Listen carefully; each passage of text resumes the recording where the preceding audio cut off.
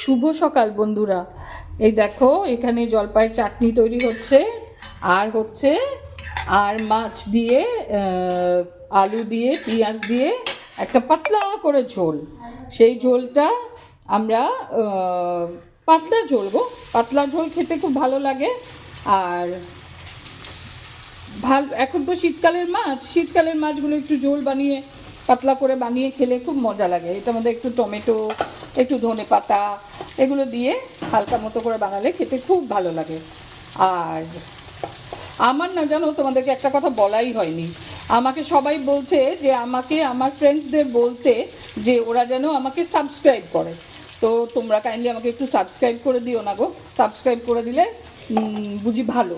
তো আমি এই ব্যাপারটা আমি আগেই বলেছি যে আমি অনেকটা জানি না। তো ওই জন্য যদি তোমরা একটু কাইন্ডলি সাবস্ক্রাইব করে দাও না, তাহলে খুব ভালো হয় গো।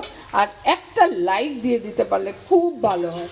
এটা আমার তরফ থেকে তোমাদের কাছে একটা আবদার। তোমরা যদি মনে করো যে ভালো লাগছে আমার ইয়েটা, তাহলে কাইন্ডলি আমাকে একটা লাইক আর একটা সাবস্ক্রিপশন করে দিও। আমি আমার তরফ থেকে আর আমার ডলির তরফ থেকে তোমাদেরকে রিকোয়েস্ট করলাম, তোমরা প্লিজ আমাদের কথাটা শোনো। আমার চ্যানেলটারে সাবস্ক্রাইব করে দিও, আমরা ফলোয়ার বেশি পাই যাব। Thank you.